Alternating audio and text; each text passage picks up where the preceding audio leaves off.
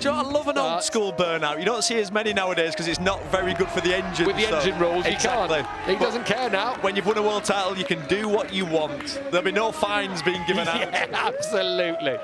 Absolutely.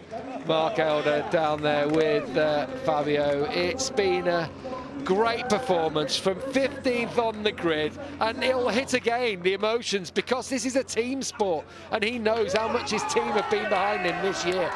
I love that consolation as well from Valentino Rossi down to Pecco Bagnaia. He's been there, and I'm sure his words of advice will set Pecco in good stead for the future.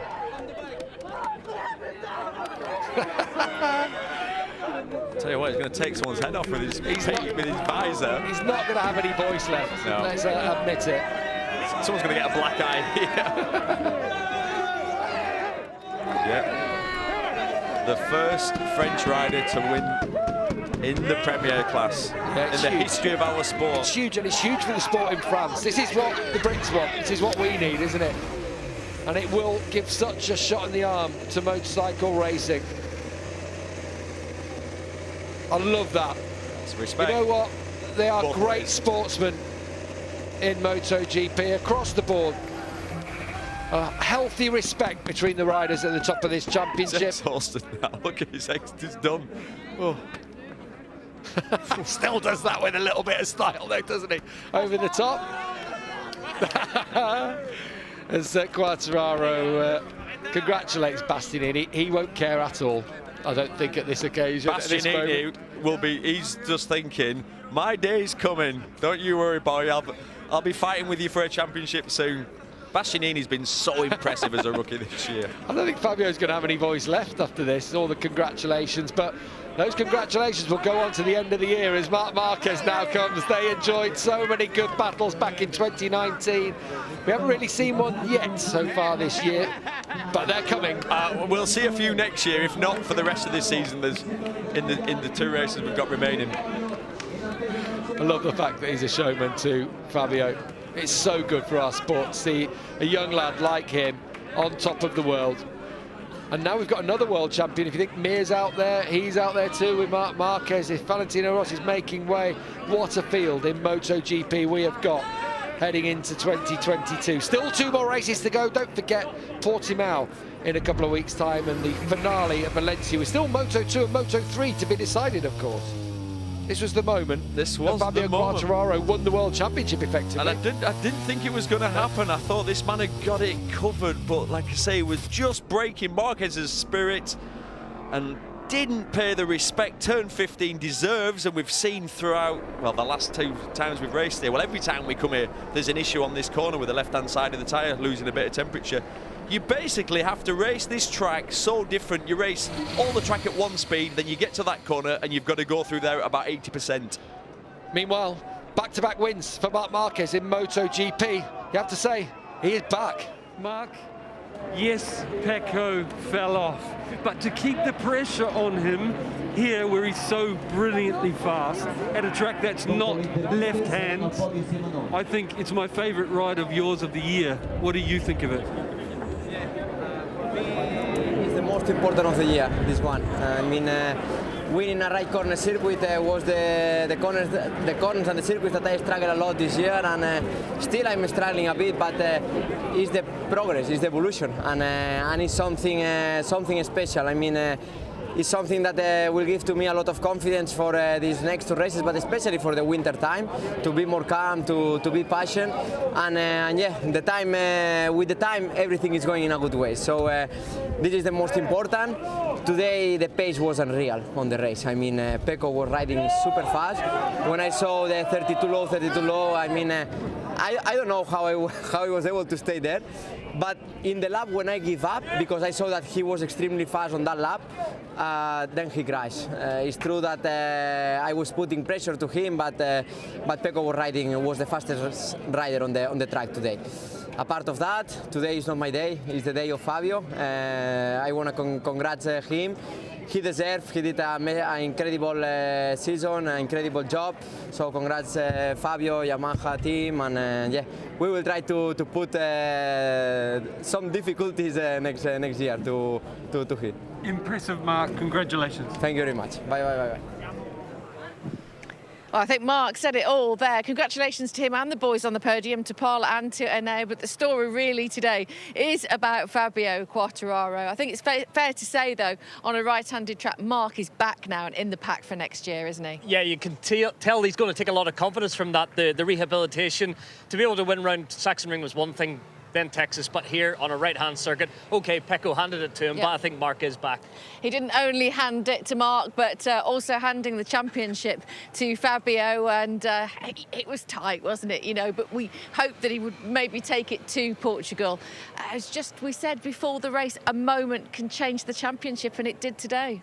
What an amazing season, though, by Fabio. I mean, he's been so strong this year. It's so nice to see because he's still a young rider, but with the experience that he's gained from last year, learned from his mistakes, you know, regrouped, and this year he was ever so strong. So, yeah, I mean, I think we all agree that he's a very well-deserved title. Absolutely, 100%. Let's go down and get the feeling then with Yamaha, because Natalie is with Lynn Jarvis. Yeah, the celebrations continuing down here. Lynn, many congratulations. What a moment for you and Fabio and the whole team. How proud are you of Fabio Quartararo? Yeah, I mean, fantastic. You know, he's had a super season, very consistent. Even when things are difficult, he was able to keep his head, keep his cool, keep pushing. Today, you know, we got lucky as well today. But, you know, you also create your own fortune sometimes, and that's racing, that's life. He had a great points advantage. So it's been 6 years since we won the last one. So super happy to be back up front again. Congratulations. Thank you very much. Yeah, they haven't won, have they, since 2015. Jorge Lorenzo was their last world champion. We can now catch up with their brand new world champion. Here is Fabio Quartararo. Fabio, I'm only allowed one question with you, and it has to be, what does it feel like to be MotoGP world champion? I still don't believe it. I can't even talk. Feels amazing, and yeah, later maybe I could talk a little bit more, but right now I'm living the dream, and feels good to have also my family with me, and we will enjoy a lot during tonight and until the end of the season. Massive congratulations. Thank you. It was his first match point, and he made it game, set, and match. And there he is celebrating with the former Yamaha world champion, Jorge Lorenzo, 5 times. See if we can hear this. There we go. See Fabio speaking Spanish perfectly. We love him, don't we? Absolutely adore Fabio. He's such a great character. So important for France, this as well, being the first one. And we saw Jean Zarco go up to his compatriot, congratulate him. How do you feel being a Frenchman? I feel great. I mean, this is an amazing feeling, and also I feel great because Fabio is just an amazing character. You know, he's a young lad. You know, he's been there for a long time. He's been racing for a long time. He's got a lot of experience, but he's still ever so young, and he shows this. You know, he's got this like Hollywood side to him, which is great. We can see that in the show, and he loves that's it. He loves a little bit of a show, and he loves a bit of a party with his. You know, his suit open, and he's very flamboyant. He's also got a really nice heart, and you can see that, you know, in his celebrations, the way he is with his family around him, the way he just conducts himself in the paddock. So I think this is why everybody's got a lot of respect for him, and right now everybody, even if you're not French, feels quite happy for him. And that's a beautiful shot, Michael. That'll be iconic in time, I think, won't it? Yeah, I love the celebrations, and then listening to Fabio talk, getting choked up, overcome with emotion. That's a life's work. 22 years and delivering a world championship. He's still so young, still got such a long future ahead of him. He's the real deal. We've been saying it, you know, all the ingredients. He's fixed all those little chinks in his armour from last season, and then to stand as champion of the world now at 22 years of age, delivering the title back to Yamaha, you know, commendable performance. And how much of that change has made the difference, do you feel? We heard Lynn say when things aren't going right, he kept it calm, whereas before we've seen him throwing his toys out of the pram, and, you know, because as you say, he is flamboyant, but he really has concentrated on remaining so focused this year, and it's paid dividend. Yeah, it's different from last year. I mean, the talent he's always had, and as soon as he got on the Yamaha in MotoGP, he was extremely fast straight away. Obviously, last year he was leading the championship, and then he had some issues. Most of his issues was that in difficult times, he just couldn't get himself back together and recompose himself. He worked through that in the winter, he addressed it, and this is the mark of a champion, you know, like pinpointing your weaknesses, address them, get better, and this is what we've seen. I mean, we've seen that here, yeah, on Friday, Saturday. He was getting ever so frustrated with himself, couldn't do it, didn't get into Q2, was really upset, you know, on the in-lap. But then, guess what? An hour after, he's recomposed himself, and today delivered a great performance. I'll tell you what, I know we've still got 2 races to go, but we've got one hell of a season next year planned, haven't we, with everybody getting back on it. Let's celebrate this podium and go back with Neil and Gav. Yeah, thanks very much, Susie. Yeah, back to normal, won't it, hopefully, next year, after all the travails of the last couple of seasons. You know, business as usual in MotoGP, with lots of different manufacturers fighting at the front again. Paul Espargaro, as I said, the 15th podium finisher, 15th different rider to stand on that podium in MotoGP this year. That's remarkable.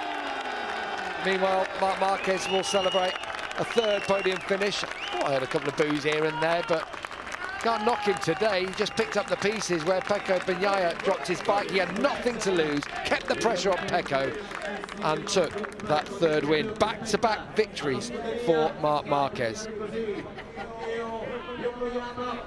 First of all, Takei Yokoyama is going to get the trophy for Honda in the Constructors' Championship. Actually, in terms of that, Ducati will have picked up a few more points on, just 3 more points there from Bastianini to Quartararo in that Constructors' title. In the Teams' Championship, they'll have gone behind Monster Energy Yamaha after both riders crashed out, factory Ducati. So, Enea Bastianini, a 2nd podium for him in his rookie season. The Moto2 World Champion is living up to the hype in the Premier class. Great result for Avintia. Paul Espargaro, his 1st podium of the year for his new Repsol Honda team. He needed that so much, and there'll be a lot of people very happy to see Paul celebrate 2nd place today. He might not have had a say in the championship this season, Marc Marquez, but in a way he piled the pressure on Pecco Bagnaia that led to the championship going to Quartararo. He's won around a clockwise circuit for the first time in 2 years. He is back on top. Marc Marquez, 3rd victory of the season. Watch out, Fabio Quartararo in 2022.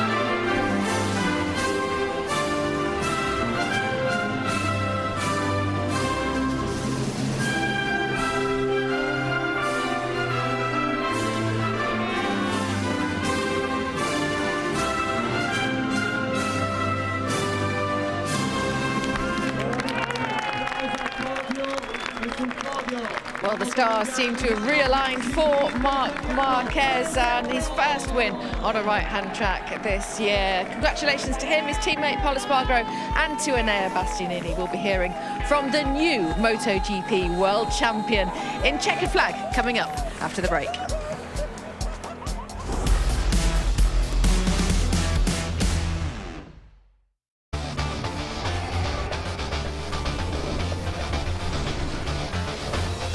Nash Insurance sponsors MotoGP on BT Sport. You won't catch me buying a new car. Before you know it, you've outgrown it. You want all the latest tech? Nah, I'm a lease man, mate. Lease a brand new car from Zen Auto with flexible pricing tailored to your budget. Then after 3 years, you can change it for something new. What are you doing? Well, them. Not my real family, actors. Want a new car you can change at the speed of life? Don't buy it, Zen it. Search Zen Auto. Here we go then. The fans have been buzzing all day. It's nothing but a Chelsea win. Up the tails! Bro, the car can catch it, surely. The electric atmosphere here inside the bridge. That was a free kick!